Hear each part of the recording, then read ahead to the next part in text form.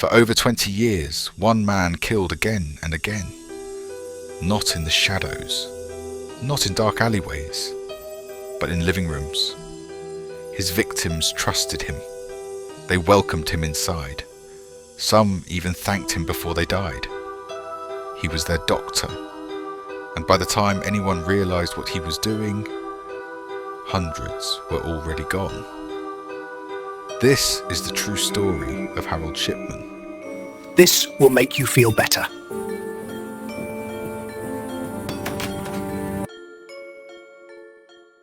In the red brick town of Hyde, Greater Manchester, Harold Shipman was trusted without question.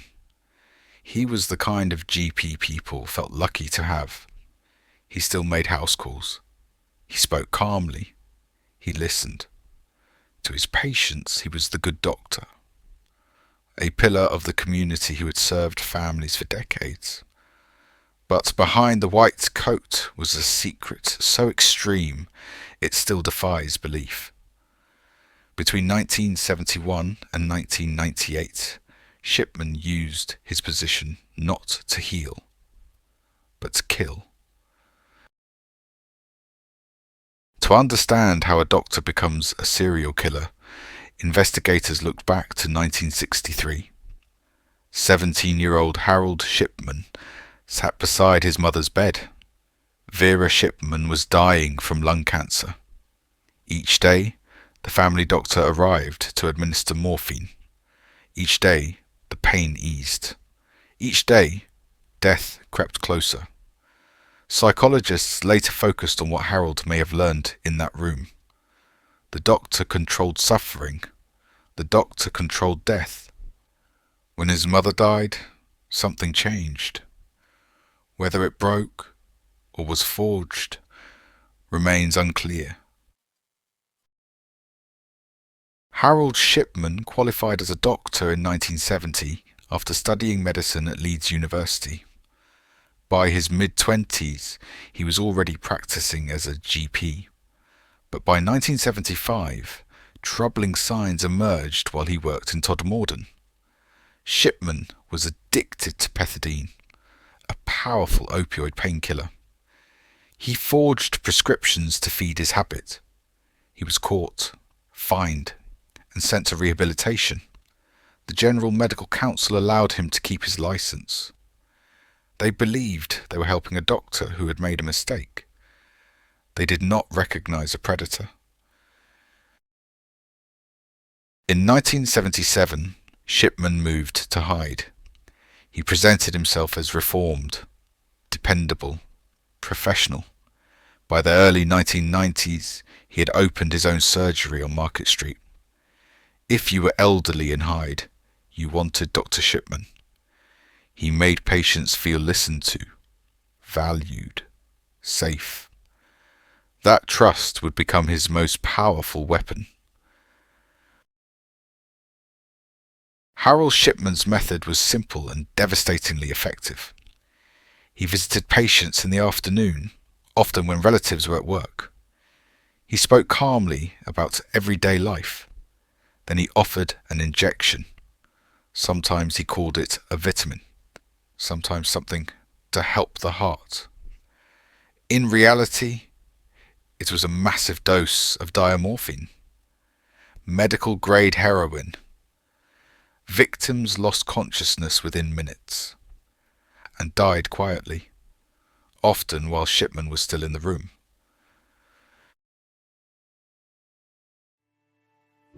Harold Shipman's victims were not statistics.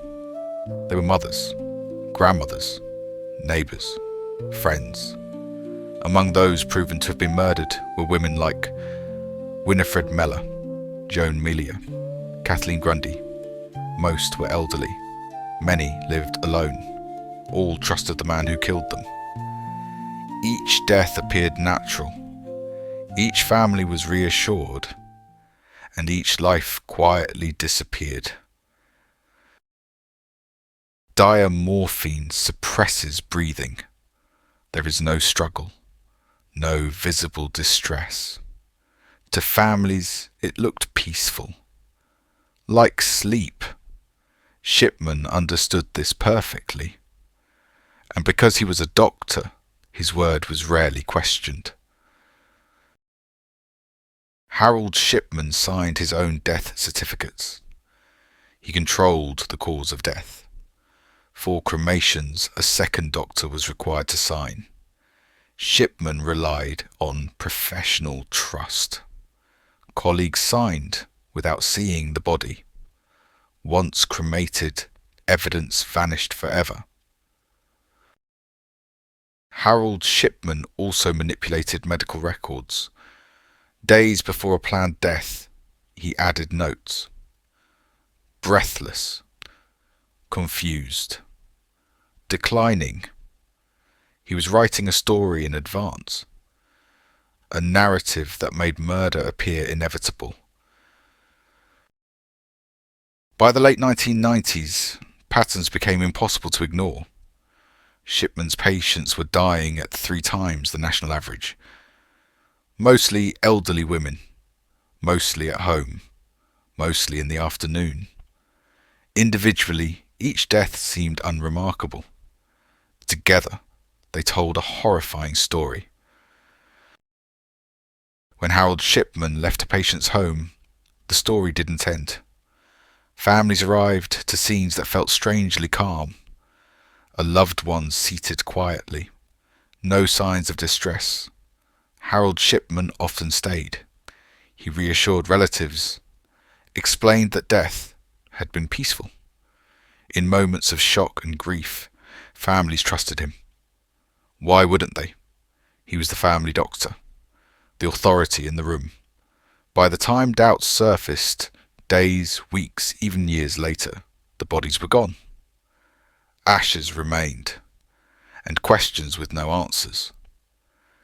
This quiet aftermath was part of how Shipman remained invisible for so long. The majority of Harold Shipman's victims were elderly women. This was not coincidence. Older patients were less likely to be questioned when they died suddenly.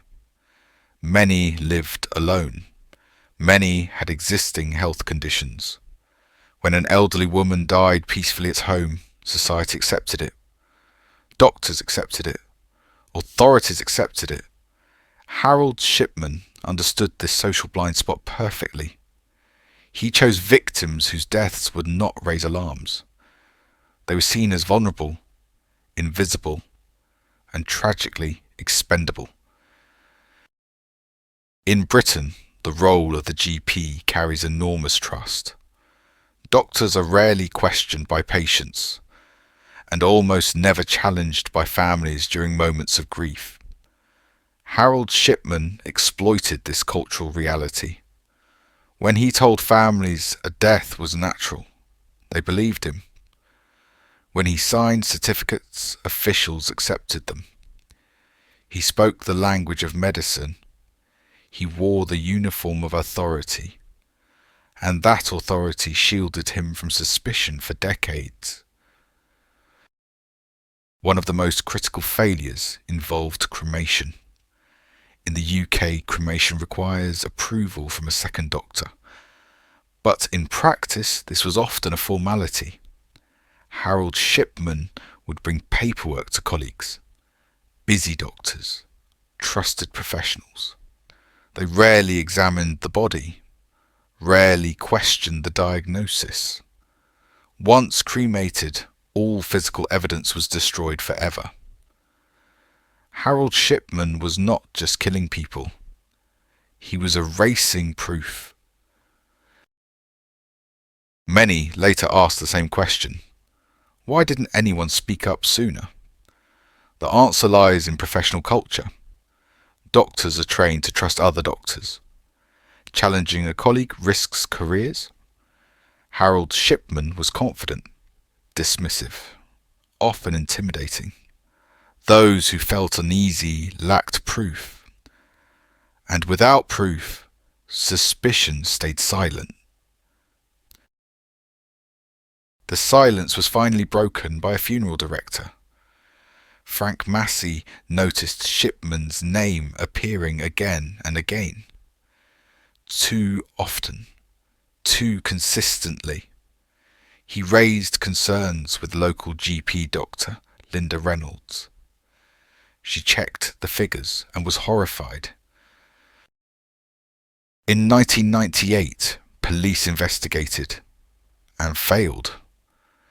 They did not check Shipman's drug conviction. They failed to analyse his computer records properly. Shipman was interviewed and cleared. Because of that failure, 3 more women died. Kathleen Grundy was 81, healthy, independent. She died shortly after a visit from Shipman. Her daughter Angela, a solicitor, knew something was wrong. Then the will appeared, leaving everything to Dr. Harold Shipman. It was crudely typed, poorly constructed. Angela challenged it immediately and demanded an exhumation. Kathleen Grundy's body was exhumed. Forensic toxicologists found lethal levels of morphine. The narrative collapsed.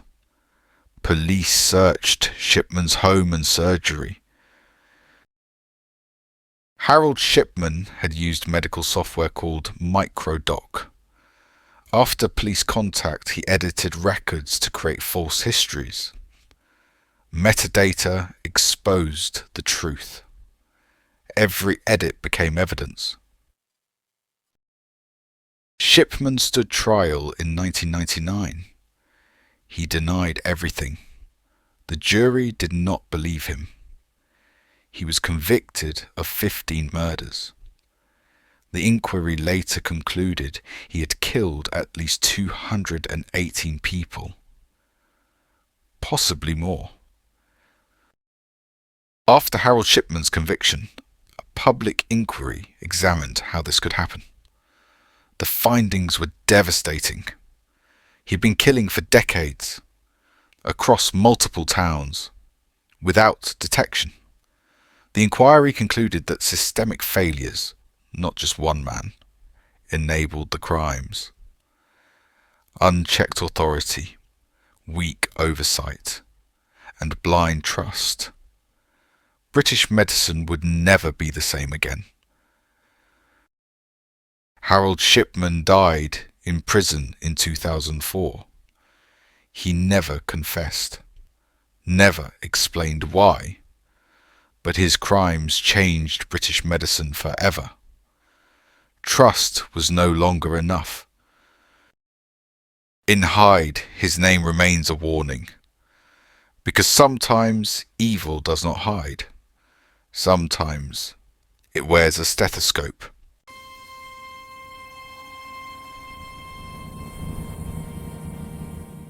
If you enjoyed this video, please consider giving it a like. It really helps the channel and tells YouTube to share it with more people. If you're interested in more true crime stories, police investigations, and the cases that changed Britain forever, make sure you're subscribed and turn on notifications so you don't miss the next upload.